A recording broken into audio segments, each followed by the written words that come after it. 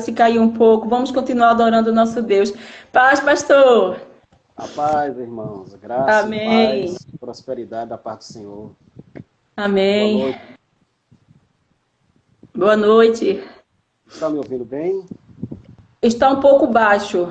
Se puder aumentar só um pouquinho o som. Deixa eu tentar aqui. Melhorou agora? Agora, melhorou, ficou ótimo. Pronto.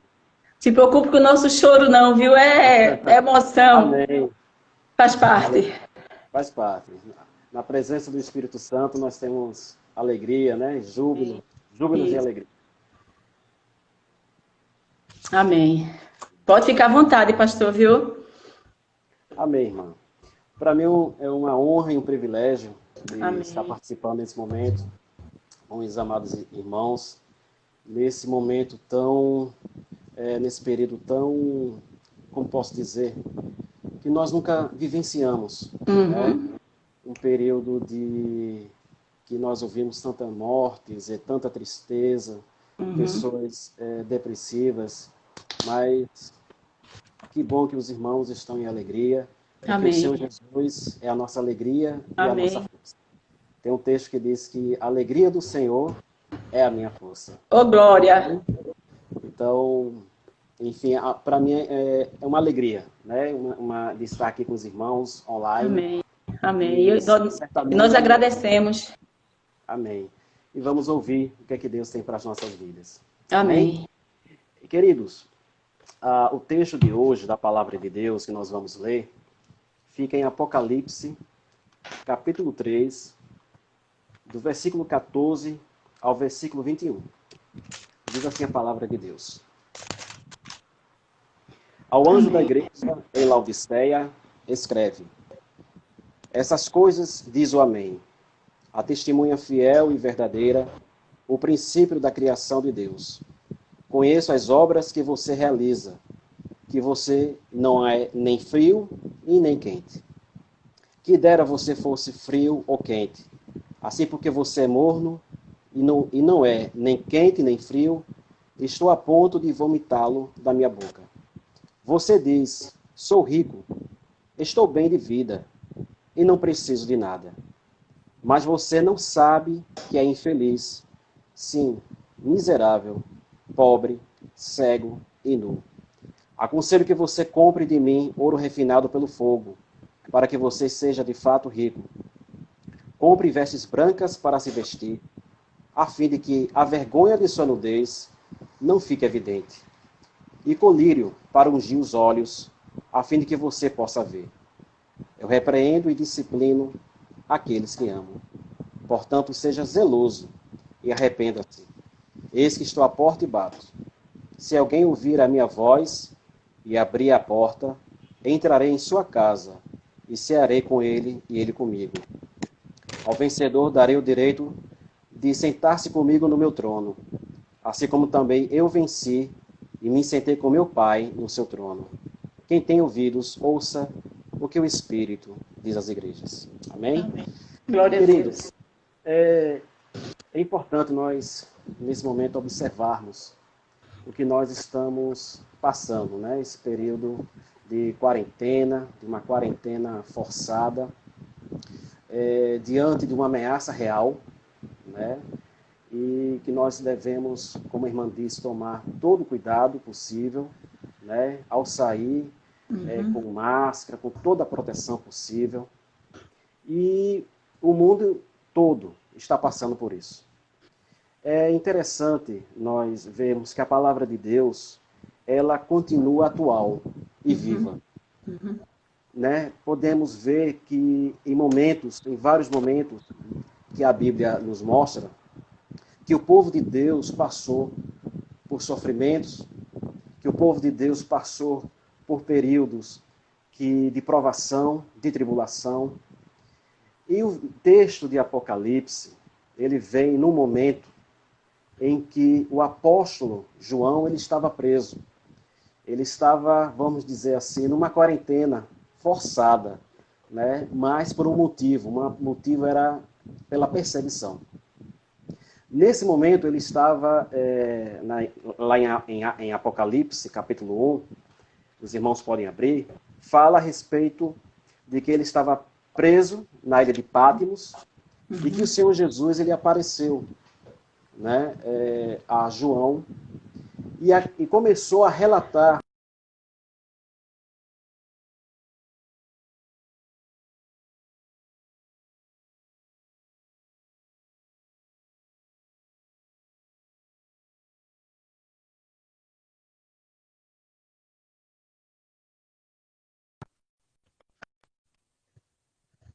ali dos 3 anos do ministério de Jesus. Só que Jesus poderia ter revelado o Apocalipse naquele período de 3 anos. Mas diante da sua soberania e onisciência, ele achou por bem revelar a João naquele momento, naquele período. Naquele período, só por curiosidade, o apóstolo Paulo ele já estava morto, já tinha sido decapitado. O apóstolo Pedro também já estava morto. Sobraram alguns apóstolos ainda, mas ele era um dos principais. A Bíblia fala, né, na sua narrativa, que ele era o mais próximo ao Senhor Jesus Cristo. E ele teve esse privilégio de receber a revelação de Jesus Cristo. E interessante, irmãos, que esse texto de Apocalipse 7, ele fala a respeito de uma igreja que se encontrava em Laodiceia. Só que antes ele vai falando de outras igrejas. Né? Ele fala da igreja de Éfeso, ele fala da igreja de Esmirna, de Pérgamo, de Tiatira, de Filadélfia, né? E de Sardes. Então, ele vai falando a cada uma dessas igrejas. E cada igreja tinha um problema. Tinha um problema. A igreja de Éfeso tinha um problema dos nicolaítas, né? Das heresias dos nicolaítas. De Esmirna, havia o problema da perseguição. De Pérgamo, eles enfrentavam a doutrina de Balaão. De Tiatira, havia a tolerância para com o espírito de Jezabel. De Filadélfia, o texto diz que Jesus dizendo que eles tinham pouca força. Mas de Sardes, falavam que a igreja, Jesus dizendo que era uma igreja morta. Só que a igreja de Laodiceia era a única que falava bem dela. Ela não tinha problema. Ela não tinha problema de doutrina, de heresia. Ela não tinha problema de perseguição. Era uma igreja, como o texto fala, que ela se autodeclarava rica e que não precisava de nada. E o texto a seguir que fala sobre isso é bem interessante. A cidade de Laodiceia, só por curiosidade, irmãos, era uma cidade que antes ela chamava-se Diospolis, que significa cidade de Zeus.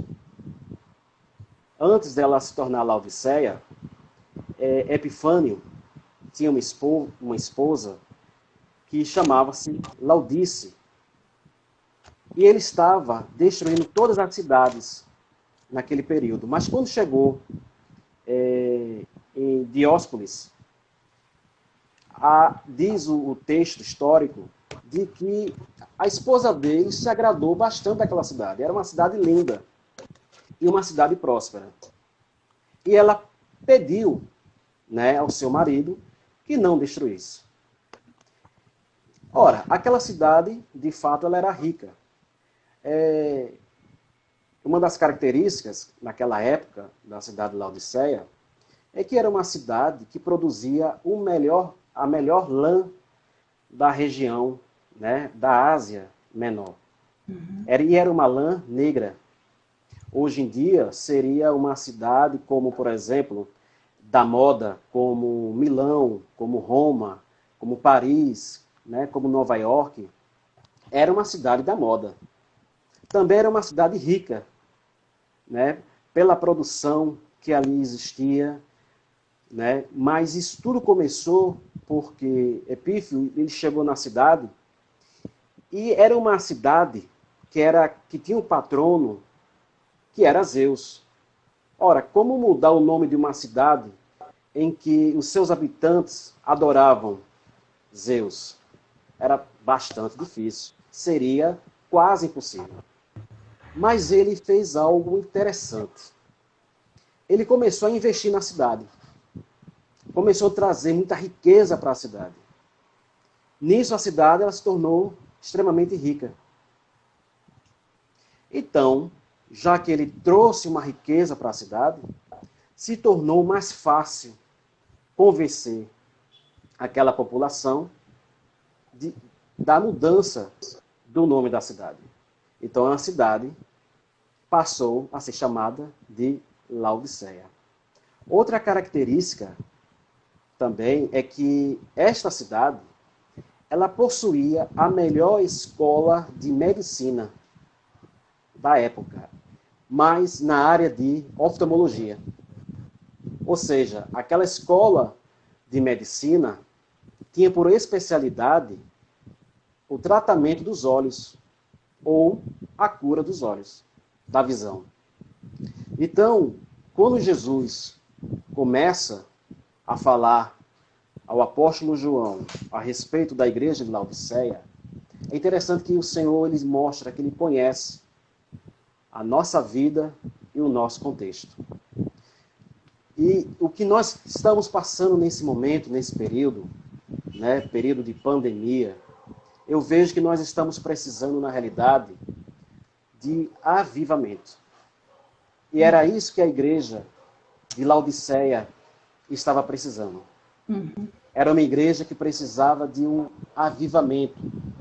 Ou seja, era uma igreja que ela se enxergava rica, ela se enxergava de que não precisava absolutamente de nada, a sua ortodoxia era perfeita, não havia nada que mexer. Entretanto, Jesus ele aparece no texto, no versículo 18, dizendo o seguinte: aconselho que você compre de mim ouro refinado pelo fogo, para que você seja de fato rico.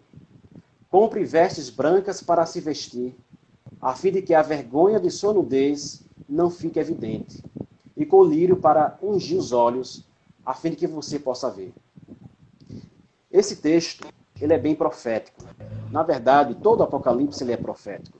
Então, ele vai usando uma linguagem em metáforas, que é preciso que a gente se aprofunde tanto na história, né, como também na cultura, principalmente judaica.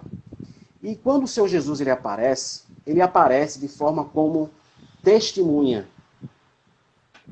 E no texto de Zacarias, capítulo 3, a gente pode ver aquele momento em que o sacerdote Josué está perante Deus e Satanás, ele se apresenta ao lado para acusar o sacerdote. E a Bíblia fala que o anjo do Senhor, que é uma simbologia de Cristo, né, diz a Satanás: vai-te, saia daqui, porque você é um tição tirado do fogo. E uma das acusações que Satanás tinha era porque as vestes do sacerdote estavam sujas. As vestes tinham que estar brancas, ou seja, vestes brancas é justamente uma figura de santidade, de pureza. E naquele momento, aquele sacerdote ele estava representando o povo judeu, que tinha saído da Babilônia, né, do cativeiro da Babilônia, e que já tinha voltado. Entretanto, havia pecado no meio do povo. Então, quando o Senhor Jesus diz: eu mesmo sou essa testemunha, nós temos uma figura, na realidade, de um tribunal, de um fórum, de um juízo, de um julgamento. Uhum. E que ele está denunciando isso no mundo espiritual. Né? Na realidade, queridos, no mundo espiritual nós somos vistos. Mas como é que nós somos vistos? Eis a questão. E Jesus, naquele momento, ele estava denunciando a igreja de Laodiceia. E quando eu digo igreja, não é especificamente, nos nossos dias, uma igreja específica. Eu falo de igrejas e pode ser N denominações. Eu falo da cristandade em si. Uhum. Né? Nós, cristãos, eu me coloco, porque eu estou inserido nesse meio, nós temos vivenciado um momento de frieza espiritual. Nós, muitas vezes, estamos acostumados com uma ortodoxia, estamos acostumados com o mesmo sistema, com o mesmo ritual, e nos esquecemos de Jesus. E Jesus, ele chega e diz, porque você não é nem quente e nem frio. Outra característica daquela cidade é que ainda hoje, onde ficava Laodiceia, a água, ela é morna. Então Jesus, ele não estava falando de forma aleatória. Ao contrário, ele sabia o contexto em que aquela igreja específica, que era a igreja de Laodiceia, estava inserida. Uhum. E quando Jesus ele chega e diz, é necessário que você compre lã, roupas brancas. É necessário que você compre de mim colírio. Quer dizer, é uma noção de que aquela igreja, naquele momento, ela estava vivenciando, ela estava vivendo uma situação de incoerência. Uhum. E nesses dias, eu acredito, queridos, que nós estamos vivenciando uma época, através dessa quarentena, né? Eu acredito que daqui a alguns meses, daqui a alguns anos, vamos referir ao período da quarentena, né? Do período de fica em casa, mas também do período, né, de tantas mortes, de tanto sofrimento, de tantos pais de famílias que estão sem trabalho e sem emprego. Isso. Eu acredito que esse momento, ele não está fora do controle de Deus. Deus é soberano. Deus, ele nos conhece. Deus conhece onde estamos inseridos. Uhum. E nesse momento, quando Jesus ele estava fazendo esta denúncia, ele não estava fazendo uma denúncia somente para acusar ou para destruir. Não. Porque no versículo adiante, ele diz o seguinte. Diz assim, versículo 19. Eu repreendo e disciplino aqueles que amo. Yeah. Amém. Ou seja, Jesus estava dizendo, igreja de Laodiceia, eu vos amo. Volte para o primeiro amor. Volte para as primeiras obras. Seja fervoroso. O texto diz aqui, seja zeloso. Uhum. Busque de mim. E aí o texto a seguir, versículo 20, diz assim, eis que estou à porta e bato. Se alguém ouvir a minha voz e abrir a porta, entrarei em sua casa e cearei com ele e ele comigo. Ou seja, aqui é uma forma de dizer, eu estou do lado de fora. Eu não estou dentro da igreja. Eu estou do lado de fora da igreja. Eu estou do lado de fora do seu coração. Eu estou do lado de fora da sua vida. Uhum. E nesse período que nós estamos em casa, eu mesmo estou refletindo sobre o meu ministério, sobre o meu trabalho, sobre a minha vida. O que é mais importante? É a minha relação com Deus? Ou é puramente um ativismo? Eu tenho que estar na igreja, eu tenho que fazer isso, eu tenho que fazer aquilo e tal. E muitas vezes nós seguimos um curso. um sistema. Não que isso não seja importante. Eu não estou dizendo isso. Eu não estou dizendo que isso não seja necessário, que isso não seja importante. Estamos aqui para pregarmos o Evangelho, falarmos de Jesus e servi-lo na obra. Só que Deus é um Deus relacional. Uhum. É um Deus que se relaciona. Uhum. E nesse momento, a igreja de Laodiceia, ela estava acostumada a riquezas. Era uma igreja, de fato, rica. Era uma igreja que tinha tudo. Só que era uma igreja que espiritualmente cega. Uhum. Era uma igreja espiritualmente pobre. Uhum. Uma igreja que estava nua diante de Deus. E nesse momento, Jesus, como Filho de Deus, como sendo o próprio Deus, ele aconselha a igreja e diz: eis que estou à porta e bato. E se você abrir a sua porta, eu entrarei em sua casa e cearei com ele e ele comigo. Aí é uma mão dupla. Porque a partir do momento que você abre a porta da sua casa, o que acontece? Abre a porta do seu coração, Jesus entra. E naquele momento, podemos até fazer uma comparação à ceia do Senhor. Em que Jesus fez naquele momento, antes do Getsêmani. E que o próprio Senhor pegou o pão e o vinho e ceou com seus discípulos. E teve comunhão. Aqui é uma representação de comunhão, porque quando nós estamos à mesa, nós podemos conversar, olhar um para o outro, e é isso que nós estamos tendo a oportunidade de vivenciar. Uhum. Porque nesse período de quarentena, quantos de nós estávamos ocupados nas nossas tarefas, nos nossos trabalhos, e não tínhamos tempos para as nossas esposas, para os nossos maridos, para os nossos filhos. E agora nós estamos tendo esta oportunidade de convidar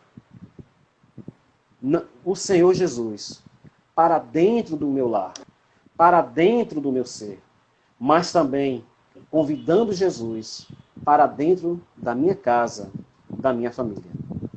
Então, queridos, é essa mensagem que eu gostaria de deixar para vocês. Nesse momento, Jesus ele veio com a palavra, porque a palavra em Apocalipse diz que o Senhor Jesus tem uma espada que sai da sua boca. Ele vem com essa simbologia da espada, né? Uma palavra dura que a igreja de Laodiceia precisava.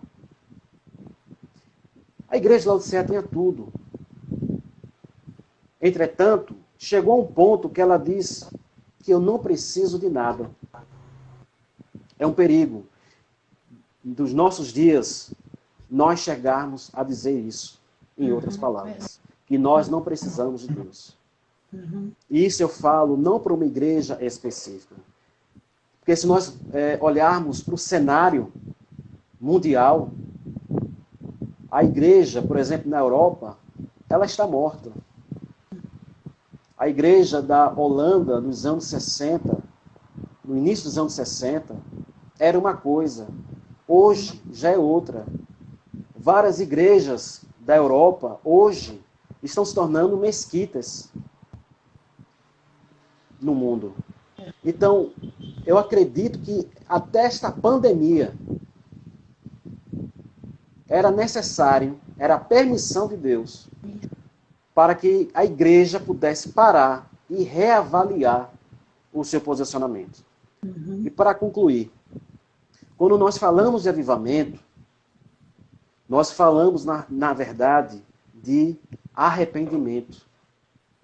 Porque, se os irmãos se lembram do que aconteceu ali com Elias, no Monte ali Carmelo, aconteceu o seguinte, uma confrontação da palavra de Deus, do Senhor, contra a idolatria que Israel estava inserida. Israel estava inserida numa profunda idolatria. Durante anos e anos. Ao ponto de dizer que só Baal é o Senhor. Mas naquele momento, quando Elias chega ao confronto, e ele diz, e faz o desafio, do fogo descer e consumir o altar, nós vemos que os sacerdotes de Baal ficaram pedindo a manhã e a tarde toda e começaram a se ferir e nada. Mas quando chegou a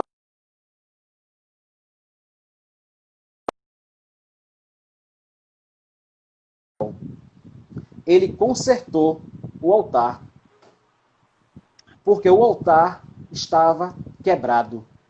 Como é que você pode pedir fogo do céu, avivamento, se o seu altar está quebrado? Só que antes ele consertou o altar. Quando ele consertou o altar, ele ofereceu aquele altar, aquele sacrifício que estava sobre o altar, a Jeová, ao Senhor dos Senhores, ao Rei dos Reis. Então eu acredito que esse momento é um momento de conserto. O período da pandemia é um momento de conserto. Verdade. Não só para a igreja, mas para o mundo.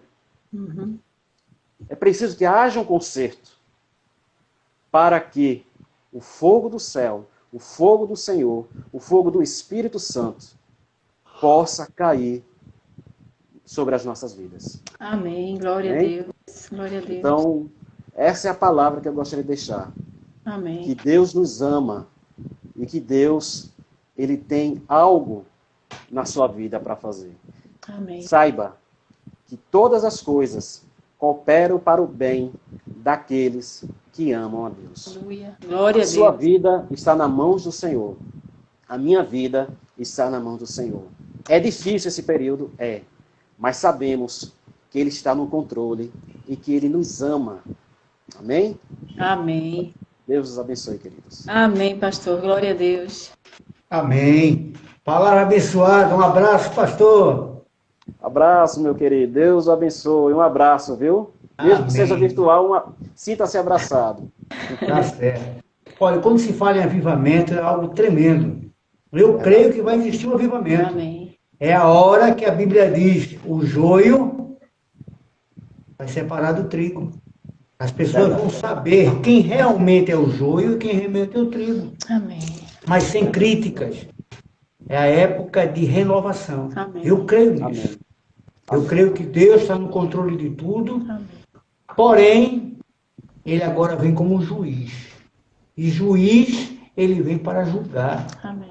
Não tem conversa mais não. Porque a gente está tendo privilégios que ainda é conhecer o Senhor como nosso único e suficiente Salvador. Amém, Jesus. Amém. Amém, queridos? Amém. Muito obrigado pela palavra, pastor. Bênção. O pastor também é advogado lá da Igreja Nazarene Central, que é da Igreja Total. Amém. Né? Glória a É o que Deus. está também na minha causa, na justiça, Amém. onde a gente está reivindicando remédio, que o governo não está querendo dar. Remédio todo mundo sabe que é caro, entre 10 a 15 mil reais. Mas eu creio que Deus está no controle de tudo. Amém. Glória Muito a obrigado, Deus. pastor, também pelos seus serviços e também pelo seu coração, que é muito grande. Para mim é uma Agradecemos. honra e uma alegria estar servindo aos irmãos e à igreja. E muito obrigado pela oportunidade. Amém, pastor. Fica aí que eu vou dar a Deus te bênção abençoe. apostólica. Amém? Amém.